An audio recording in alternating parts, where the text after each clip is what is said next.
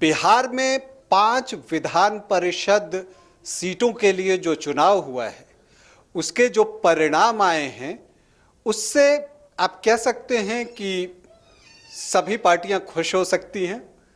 आप ये भी कह सकते हैं कि सभी पार्टी के लिए सोचने का वक्त है और इन सब के इतर जो विधान परिषद की 5 सीटों के लिए परिणाम आए हैं, उसका बिहार की राजनीति पर क्या असर पड़ने वाला है, आज इसी पर बातचीत करूंगा।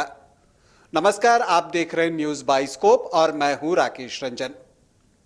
बिहार विधान परिषद की 5 सीटों के लिए चुनाव हुए, उसके परिणाम आ गए हैं और जो परिणाम आए हैं इन 5 सीटों के लिए, उसमें से 2 महागठबंधन को मिले हैं तो 2 सीट बीजेपी को मिले हैं और 1 सीट जो है पीके समर्थित आफाक अहमद ने जीत दर्ज कर सबको चौंका दिया है।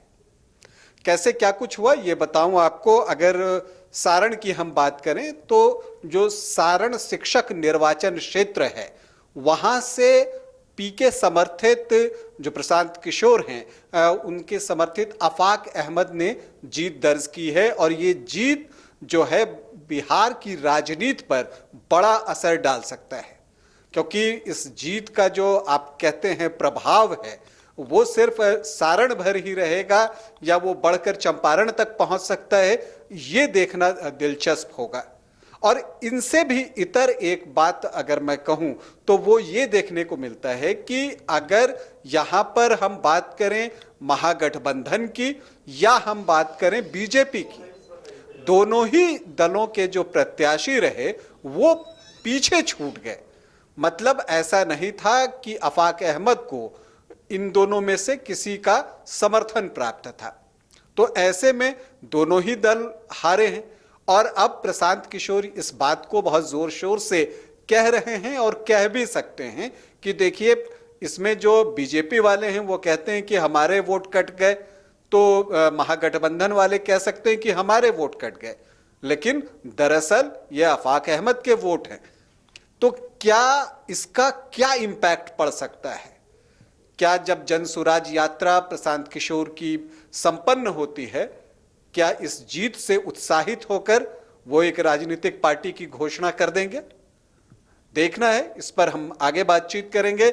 आगे बढ़ते हैं और सारण की ही दूसरी सीट की बात करते हैं। और जैसा मैंने कहा कि खुश होने की बात सभी के लिए है, तो बीजेपी के लिए खुश होने की बात यह है कि उसने गया से 2 सीट हासिल किए और जो ये 5 सीट थे उसमें उसके पास सिर्फ 1 सीट ही था, तो अब उसके 1 सीट और बढ़ गई है, तो बीजेपी इससे खुश हो सकती है। बीजेपी इससे भी खुश हो सकती है कि विधान परिषद की वो अब लार्जेस्ट पार्टी बन गई है, तो ये भी उसके लिए बड़ी खुशी की बात है।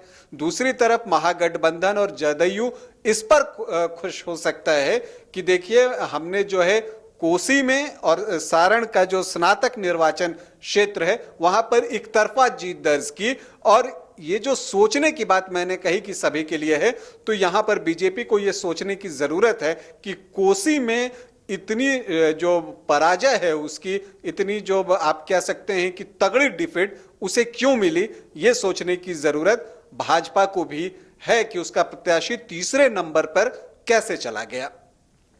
तो सबके लिए है। अब अगर हम इम्पैक्ट की बात कर रहे थे, तो जैसा मैंने आपको शुरुआत में बताया कि सारण शिक्षक निर्वाचन क्षेत्र से आफाक अहमद ने जीत दर्ज की, तो सारण स्नातक निर्वाचन क्षेत्र से आपको वीरेंद्र नारायण यादव, जो कि जेडीयू के हैं, उन्होंने जो है जीत हासिल की है और एक बड़ी जीत हासिल की। प्रथम वरीयता के वोटों में ही वो जीत गए और एक तरह से आप कह सकते हैं कि ये एक तरफा जीत रही।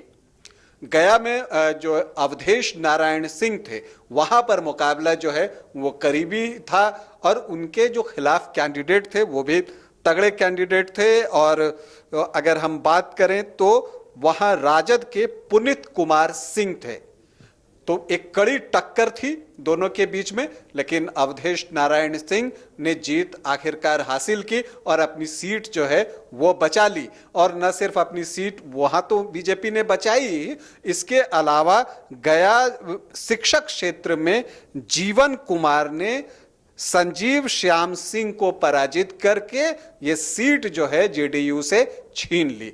तो ये एक बड़ी बात है और अब ये गठबंधन के लिए भी सोचने की जरूरत है कि जब दोनों दल साथ में आए तो कैसे वहां पर उनके प्रत्याशी जो है वो हार रहे हैं, या खास करके सारण शिक्षक निर्वाचन क्षेत्र में जहां पर कि आफाक अहमद ने जीत दर्ज की है। और ये जीत, जैसा मैंने कहा ना, कि बहुत महत्वपूर्ण इसलिए भी है क्योंकि उन्होंने जिन्हें हराया है आनंद पुष्कर को, वो केदारनाथ पांडे के पुत्र हैं, जो कि कई बार जो है इस सीट पर जीत हासिल कर चुके थे।